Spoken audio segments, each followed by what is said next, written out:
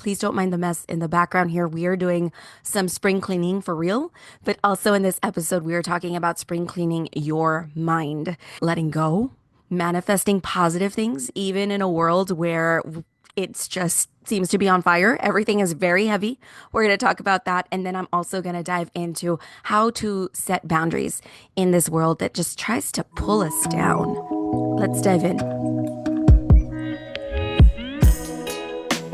You're going to have to also deal with my raspy voice. I enjoy it, but my kids are over it already. I got this raspiness from over the weekend. I was being a band mom, a drumline mom at that, and just screaming my heart out as I saw my son in his first high school parade, kind of marching through the south side of San Antonio. So proud of him. I am going to put a full vlog up on my personal or family YouTube channel if you're interested in kind of watching that. It's not up yet because I am just trying to take it easy on myself. It has felt so heavy, and I know I'm not the only one.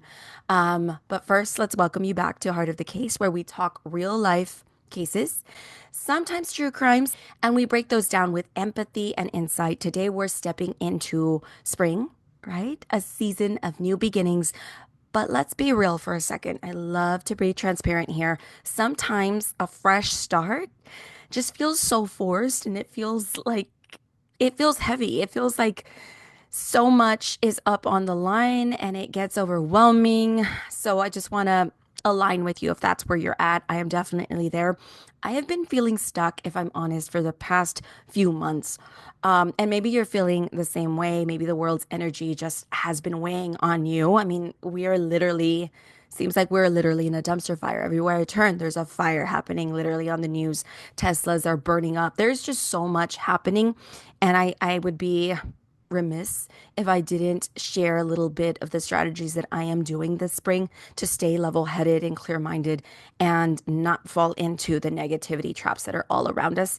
I am a social worker, as I mentioned, or as I have mentioned previously on this podcast. That means that I am the tool. I am what I utilize day to day in my work. I have to be sharp. I have to be ready to receive and hold space for other people's negative, heavy, sorrowful situations that they're in. So I'm giving some tricks of the trade today, at least what's been working for me.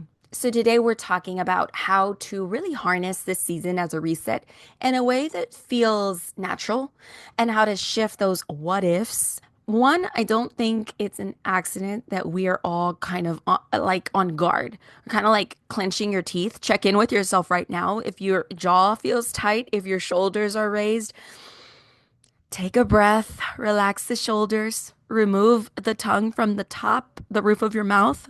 Let it rest. Let it rest. These lines up here on your forehead, smooth them out. Let it rest. Whew, sometimes we need that reminder. I know I do. So today we're talking about how to shift all those little worries into fuel for our dreams and how to set boundaries when the world wants to pull you into the doom and gloom. I get it. I'm thinking of the analogy of crabs, like when a crab tries to crawl out of a barrel along with other crabs, like the other crabs will just pull that lone single crab down. Like they do not want that crab getting out of the bucket or the barrel. That's the analogy that comes to mind for me right now. First, we're going to go through a few little segments today. I'm going to try to keep this as structured as possible. We're going to talk about the feeling of newness. We're also going to shift then into what if and kind of switch from that fear of what ifs to the power behind what ifs, and then setting boundaries when the world's feeling heavy so that we don't become one of those crabs that pulls others down. And we're also not allowing other crabs to pull us down as well. I'm sorry, I love analogies, so that's just what I'm going to go with for now. And then, of course, I will share my final thoughts and then what's coming up next in the podcast. Jumping into newness, novelty. I have a few updates for you. You may know this already because I think that the news is slowly getting out, and I don't know how to say this, so I'm just going to say this. I am in a brand new era of my life. I am in a higher education era, no longer in school social work. I am now a field coordinator. That is the person that coordinates the placements and internships for MSW students, BSW students, with an emphasis on BSW students, which I'm so excited to also be leading a class, a small practicum class for bachelor's level social worker students that are going through a program. This is brand new to me, and I will be honest, I do not like being new. I don't like being new at things because it really forces me to step into all of those uncertainties, and I'm not used to being there. If you followed along here, you are rather shocked by this because I have been in the field of school social work since I started as a social worker, really, in 2009. So it has been decades, my friends, of doing the same thing and honing that craft and getting really good at it and taking space here on YouTube to share everything I've learned. And now it's time for me to switch gears a little bit. And as you are listening to this and maybe relating this back to your own life, I really want to hear in the comments, like, what is new and on your plate right now, big or small? What's kind of eating away at you a little bit? I know that this new role, although I'm happy, I am a little afraid again of that novelty of not knowing. I hate asking questions, and this is really forcing me to ask the questions because I just do not know this world of higher education. But if we think back to our first day at a new job, right? Or your new school, if you are venturing into school for the first time, who take that deep breath. Time will pass. I know it seems tedious and it seems like a huge feat right now, but the time will pass. You will look back on this day or maybe re-listen to this podcast and be like, I remember that novelty, right? Even a new relationship, a new friendship. There's excitement, but then these nerves just kind of mix in there and can really start getting into our mind. And we bring some baggage into some new things, right? So it's really important to check with ourselves and really ask ourselves, is this baggage reality or not? Am I overthinking some things? Because being new means nerves and it means overthinking. And as long as we can call ourselves out on that, we will be good. We will be good. And so that's what I keep doing is like checking myself, checking myself. It's okay to ask for help. It's no judgment on myself. It's okay to not know if I like this or not. It is brand new. There is a learning curve. These are all the things that I have to constantly tell myself, and there's a learning curve in it all. So please give yourself grace. Being new means being uncertain, but it also means being full of possibilities. And if you're anything like me, that fullness of possibilities is also kind of gets to me. It just feels like a lot of pressure for me, the possibilities, because I don't want to mess up. So giving myself grace is particularly difficult. But it's like I told my son when he was first diving into the world of percussion, and he had, yes, dabbled in it here and there, but he had never done percussion on a high school level. And he started in his first year as a freshman in the drum line and being chosen for the drum line, the only freshman on the drum line.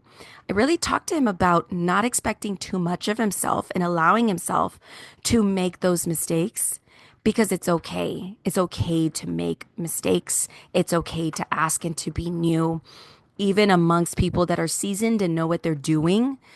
I think those people really love to help others. Sometimes they need to be reminded, they need to be slowed down because everyone's in their own world, go, go, go mode. But it's nice to kind of step back and to be able to mentor and teach someone. And I don't think we give those around us enough credit. And I'm speaking to myself as well because I've been able to ask some of my previous classmates when I was in my MSW program that I've learned are in higher ed. I have gotten on Zoom chats with them and kind of pick their brain. I don't like that expression, picking someone's brain, but this is a first for me. Usually I'm the one that people are consulting with. So to have to consult with someone else and be on the other end of that is quite different. But I just kind of take it back to myself. When someone is consulting with me, I'm ready and willing to help however I can. And so having that returned back to me has felt really good. Back to kind of what I was sharing as far as leaning into new possibilities and not being overwhelmed by them and taking the help from around you is what if we saw this season that way, right? Of possibilities instead of dreading change. I want you to think about the last time that you felt proud of yourself. I guarantee it came after something new, something challenging, something new you learned, maybe, or a new risk you took because it brought a new level of confidence. So we are on the brink of that. Just know that. Being new, although scary, you are on the brink of feeling proud of yourself and just leaning into that. I also want to talk a little bit about how our brain just loves, oh my gosh, guys, it loves to run worst case scenarios. I think as human beings, we're kind of like defaulted to play out worst case scenarios. It's even a game to some people. I remember watching not The Last of Us, although I love that and that's coming up. We should do a breakdown here. That's the one with Pedro Pascal. But I was thinking of This Is Us, very different show where I can't remember. I'll put them on screen if you're watching video. Video is on Spotify and YouTube, by the way. But this guy, he's the adopted brother in This Is Us. He and his wife play the worst case scenario game, which when they're nervous and leaning into a new experience or a new struggle or just kind of a new challenge, they play out the worst case scenario and it's a game and they try to just be super outlandish. And I thought, how funny, right? I think I do that a lot and I just love how they made it a game as a couple and they just leaned into it. But what I've learned from other podcasts here on manifestation because that's one of my favorite topics and I like sharing what I learn here. What I've learned is rather than run worst case scenarios, it's really important to run the best case scenarios as well. So instead of what if I fail, what if this never works out, what if I look stupid, what if the world is falling apart, just stopping for a brief second and flipping that script. It's honestly hard for me to even say that out loud because I've really been challenging myself to change the what ifs into positives. What if I actually succeed? What if this is the best thing ever? What if this happened to me for a reason and I am going to grow and learn and be able to help someone else from this particular situation? This isn't about ignoring the reality that we're in, ignoring the challenge. It's about leaning in to the challenge. It's about training ourselves to stop catastrophizing and start imagining the best version of our lives. Because know it or not, we are constantly manifesting our worlds.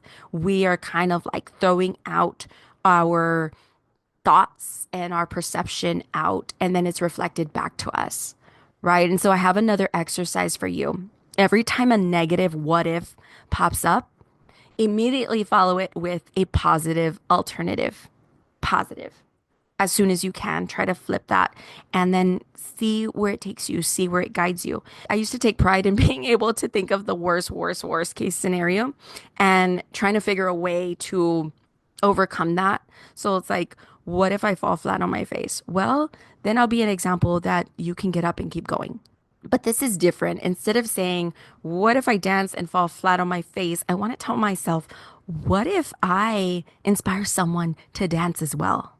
What if I dance so well, I get casted as a dance double, as a dance background, you know what I mean? There's just so many what ifs and the positives that we can do, and it's really much more challenging to do that. So I've had fun, not to be like Pollyanna positive, like toxic positivity, but because I know that my mind is constantly manifesting. So why would I feed my mind negative stuff? And it really is a struggle, to be honest, because we've been trained by society to what if in the worst case scenario. I mean, just take the news right now. Do they really report on positive things? Not so likely. I think our minds are just attracted to the negative. And part of what I've had to do is watch less news, really clean up, talking about spring cleaning, really clean up my news feed because it's literally a feed in on Facebook and on Instagram and look at who I follow and what it's bringing up in me. If it's bringing up anxiety, I unfollow it or I kind of turn off the notifications on that. And then that's really important to me so that I can kind of stay in a positive headspace for myself. I started off this episode by saying that many people lean on me, not only in my job, right? Like new, fresh social workers that already have a lot of stressors. Social work students, there's so much to stress about because it is a brand new world, but also my own family, my husband, my kids, my friends, people around me. So I really try to reset, and that's part of it. Lastly, I want to wrap up by talking about setting boundaries in this overly negative world that just seems to try to consume us. The crab analogy. Remember that. We are going to get into that. That is really the elephant in the room. I think a lot of us are trying to keep our noses above water in a time that is very brutal. And if it's not brutal to you now, there's almost this expectation, at least for those that are paying attention, that if not right now, then when? It has kept us at a constant guessing game. Like we don't know what's going to hit us next. And when you're in a constant state of uncertainty, guessing, possibility of like dangers or freedoms being taken away from you, choice being taken away from you, that state of uncertainty, could it be fear mongering? Could it be the reality? Could it be, I mean, I will be the first to say ignorance is bliss. And, it is easy to kind of be an ostrich and stick our head down into the sand and just be in la la land. And I think that sometimes we do have to do that to survive. That is a survival mode. It's like that doom scrolling. Are you doing that more often? Possibly. I know I have been. Guess what I downloaded? Candy Crush. I'm on level 565. I haven't played Candy Crush since I think like COVID times. So these patterns tell me something. That's the big elephant in the room. Doom scrolling, Candy Crush, these types of things are things that we feel like we have a little bit of control over. So it feels good in the moment. Also watching reruns of your favorite TV shows. I know I'm gonna rewatch Selena. That's what I was talking about in my previous episode. I covered the true crime case of Selena Quintanilla Perez. And I think everyone by this point knows who she is, but may not know like her impact. So I hope that you can listen to that. I'll link it in the description for sure. But these are all strategies to protecting our peace. And I want to share a few more because it's really okay to be informed. I think we do need to be informed. As a social worker, I need to be informed, right? But it's also okay to set the boundaries when it becomes overwhelming because we are not obligated to carry the weight of every single crisis in every single moment. And if you are doing this, this is your permission to put it all down for a second. So I'm going to share a few strategies to protecting your peace that I find very helpful. The first is limiting that intake, right? Set a timer for the news. Watch one newscast if possible. For me, it's usually local news because I get a good balance. I really love world news with David Muir as well, just because David is grounding for me. But limit that intake as much as possible. Tip number 2 is have a pivot phrase. This is when conversations start becoming too heavy. Just getting ready with a pivot phrase, something like, that's a lot to process. Or, I need a break from this topic.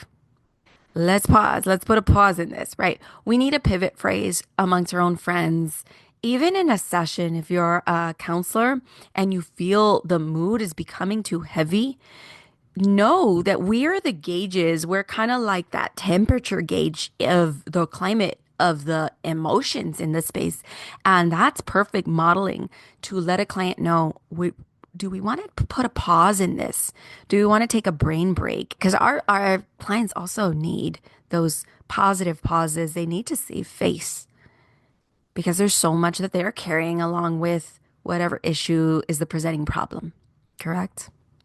So have a pivot phrase for yourself for sure, though, amongst friends and amongst family for when you're just kind of at stimulation overload. I know my husband will kind of turn to me and be like, I'm ready to doom scroll. That's our pivot phrase. Another strategy is to really surround yourself with solution focused people. So there's actually a YouTube video that I made years and years ago about marigolds, marigold type people. This is such a great one. I made this one for social workers specifically because there are people that are just jaded in, I don't even think it's in our industry or in our field alone. It's just people that you respect, people that are funny, people that are great overall, but they are jaded and they can bring you down. And they're not marigolds, even though you might like to spend a lot of time with these types of people, they are not true marigolds. And I utilize the term marigolds, the marigold effect, because farmers, gardeners, when they are trying to grow crops in their garden beds, they will plant marigolds around those fruits and vegetables that need to be grown, that need that scaffolding, because marigolds are very positive. They assist the root system. They help to bring about a positive growth in whatever is planted near and next to them. In opposition are walnut trees. Now, walnut trees, although they are huge and beautiful, I love trees. I love hugging trees. I love nature. So trees, I love all the way around. So especially an older tree. But if you picture a walnut tree, although it is rooted down and strong, it's actually very detrimental to the plants around it. It takes a lot of the nutrients from the soil, therefore causing anything that's planted around it to lack nutrients.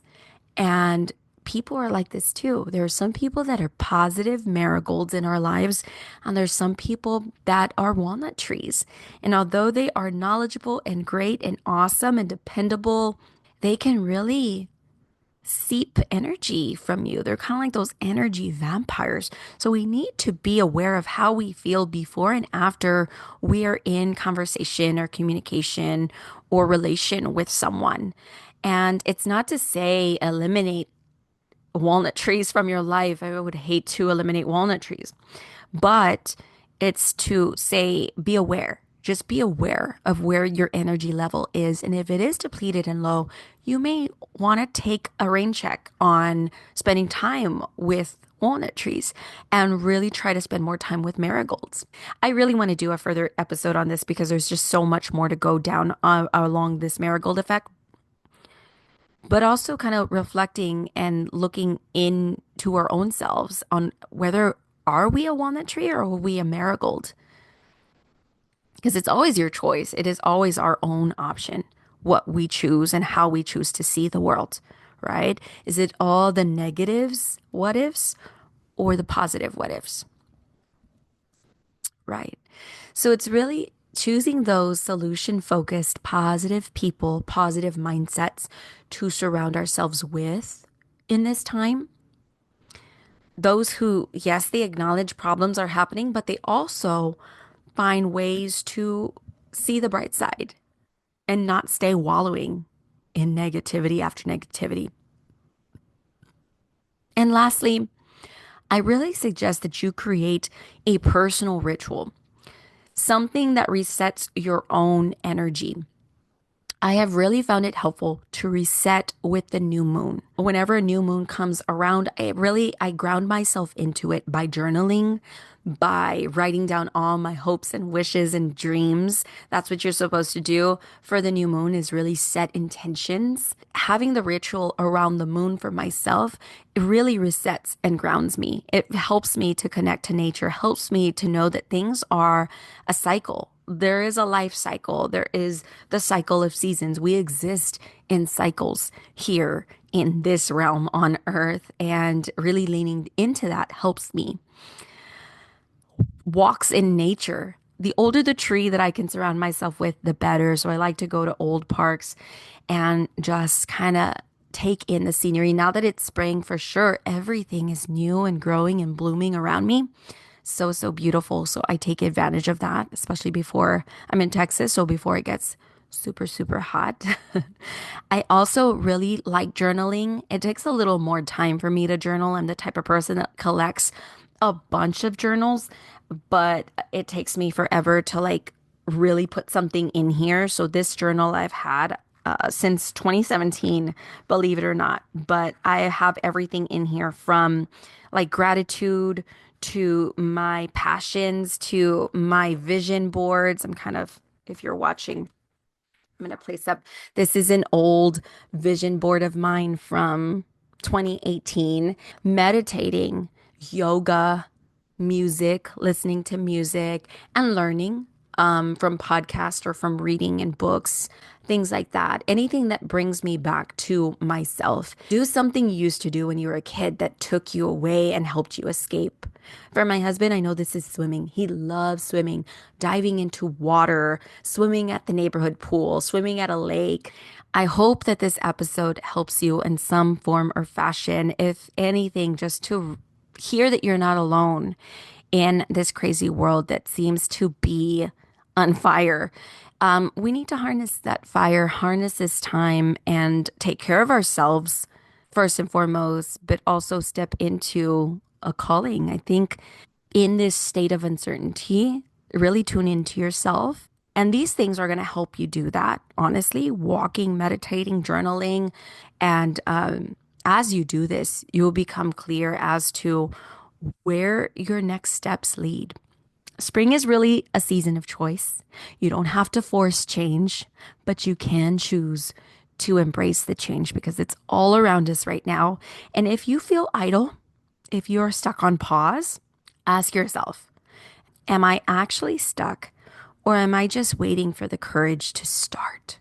Because it takes major courage. It's scary. I know I briefly mentioned my new career change. And so if you have questions about that, I am happy to answer anything others. If you found anything in this podcast episode you would like me to expand upon, or another topic you have in mind that you would like us to dive into here, please, the comments are open on YouTube, also on Spotify, and on Apple Podcasts. It's just stars.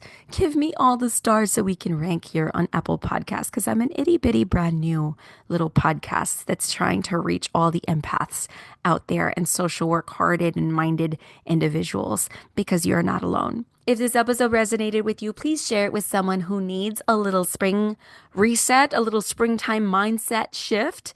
Tag me on Instagram at Social Work Scrapbook and let me know how you're stepping into this new season. Big or little, it does not matter. I want to hear all the fun stuff that you are diving into, all the stuff you are gaining the courage to try.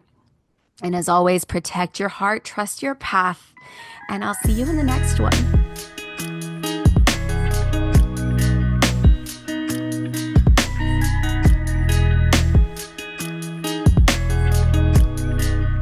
New episodes of Part of the Case air every week on Spotify, YouTube, and Apple Podcasts.